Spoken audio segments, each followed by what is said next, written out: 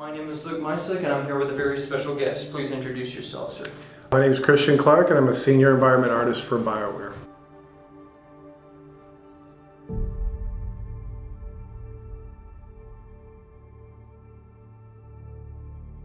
I don't think I've ever felt more at home than I do now at BioWare. It was definitely different going from a company like Sparkplug Games, where you're making a small iOS game, to a huge IP like Anthem or Mass Effect Andromeda or Tomb Raider, where you're working a huge amount of people, 500 people, and all working on the same project. Every experience that you have, you're going to learn a little bit more. It's going to make you better, and it's going to, the criticism that comes in from other people are super helpful. When the game gets out the door, you're really proud of it. Despite how it gets reviewed, you know that you put what you could have into that game, and you really couldn't have done any better, at least as an artist. And once it's out the door, you're just really happy you made it, you know, and you're out there now. This is your mark on the world, you know. This is how your legacy will exist. When you're making a weapon, there's a lot of different disciplines that get involved with making that one weapon.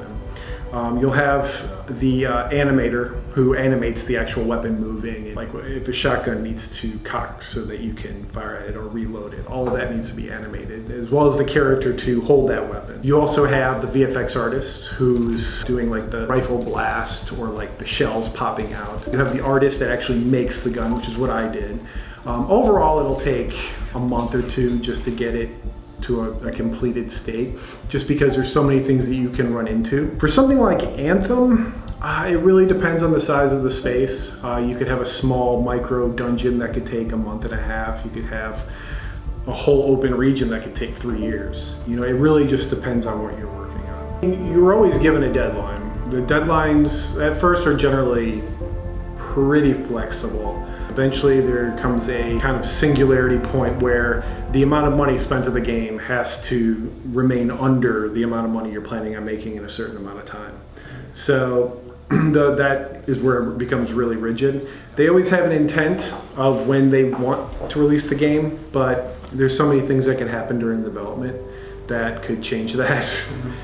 Just because the whole studios could seem like it's going to catch on fire one day, and the next day everything could be fine. If you're wanting more of a design or engineer job, that's going to be a lot of math, especially for engineering. A lot of programming for engineering. For design, it's more having just game fundamentals, just normal games like Monopoly, just understanding how things like that are designed and how they play out. If this is going to be something that you want to do, you're going to have to do it day in and day out. You're going to have to do it all the time. You're going to have to hang up the games for a little while in order to spend time really developing your tool set. Especially these days when we have schools just pumping out students that have degrees in video game design. It is a large market now, and we pretty much have our pick and choose. It's a very difficult industry to get into, and it's a hard one to stay in.